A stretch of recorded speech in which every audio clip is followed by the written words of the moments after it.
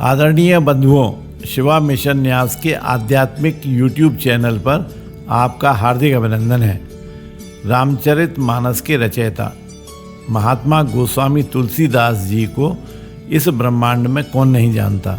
तो आइए इस वीडियो के माध्यम से उनके जीवन का संक्षिप्त परिचय जानते हैं।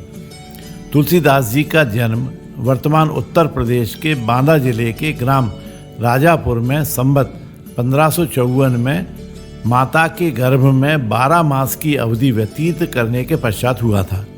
वे जन्म के समय ही 5 वर्ष के बालक के बराबर थे एवं जन्म के बाद उनके मुख से राम शब्द का उच्चारण हुआ था।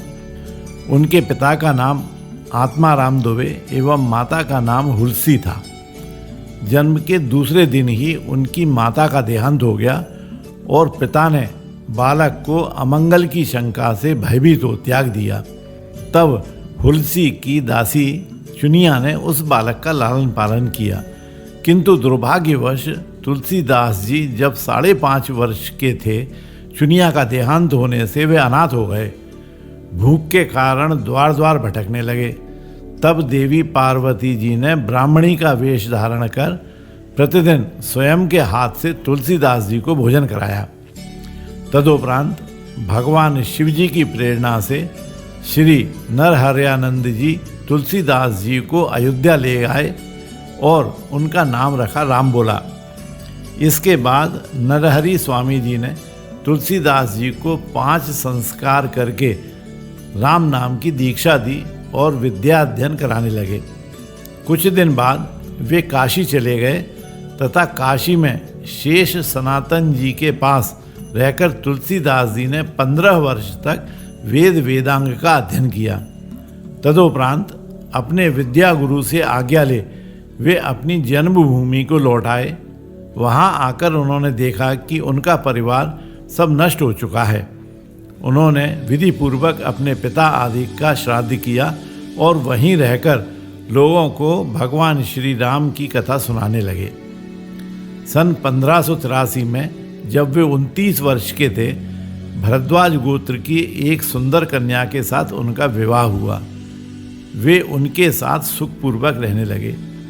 एक बार उनकी स्त्री भाई के साथ अपने मायके चली गई। पीछे पीछे तुलसीदास जी भी वहाँ जा पहुँचे। उनकी पत्नी ने इस पर उन्हें बहुत धिक्कारा और कहा कि मेरे इस हाड़ मास के शरीर में जितनी तुम्हारी आसक्ति है उससे आधी भी यदि भगवान में होती तो तुम्हारा बेड़ा पार हो गया होता। तुलसीदास जी को यह शब्द लग गए। वे एक क्षण भी नहीं रुके, तुरंत वहाँ से चल दिए। वहाँ से चलकर तुलसीदास जी प्रयाग आए। वहाँ उन्होंने गृहस्थ वेश का परित्याग कर साधु वेश ग्रहण किया। फिर तीर्थाटन करते हुए काशी पहुँचे। वहाँ उन्हें कागभूषुंड जी के दर्शन हुए।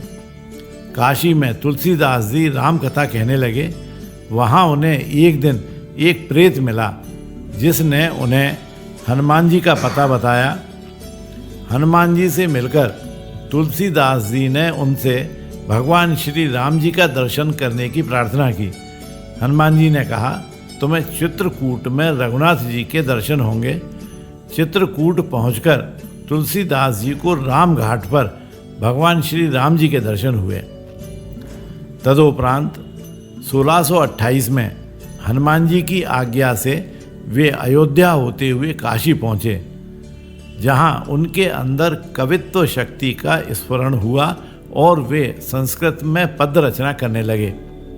तब भगवान शिव एवं देवी पार्वती जी ने प्रत्यक्ष प्रकट होकर कहा, तुम अयोध्या में जाकर रहो और हिंदी में काव्य रचना करो।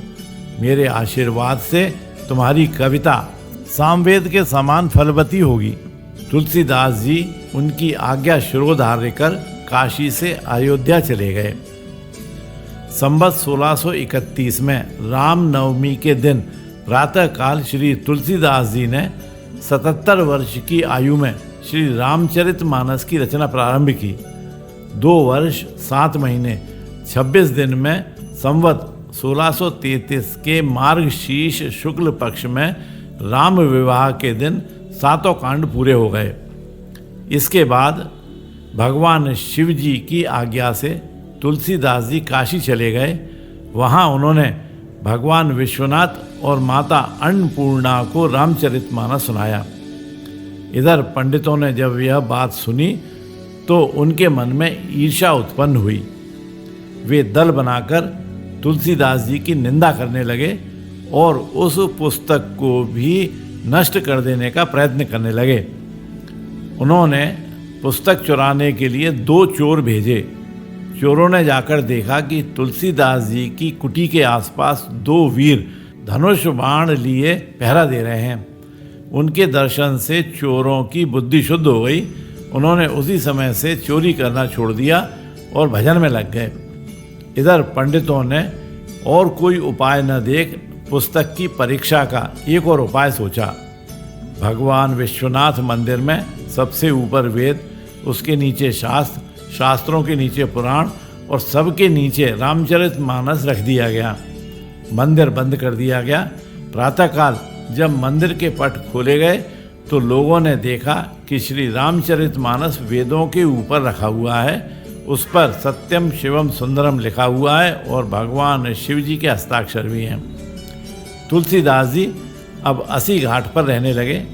वे हाथ की पीड़ा से भारी कष्ट में थे।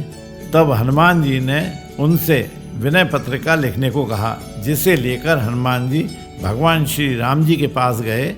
श्री राम जी ने उस पर हस्ताक्षर किए और तुलसीदास जी को निर्भय किया। संवत 1680 में 80 घाट पर तुलसीदास जी ने राम राम कहते हुए 126 वर्ष की आयु में अपना शरीर त्याग दिया। यदि यह वीडियो आपको अच्छा लगा हो तो कृपया लाइक करें, शेयर करें एवं शिवा मिशन न्यास के YouTube चैनल को सब्सक्राइब करें। बोलिए ओम नमः शिवाय।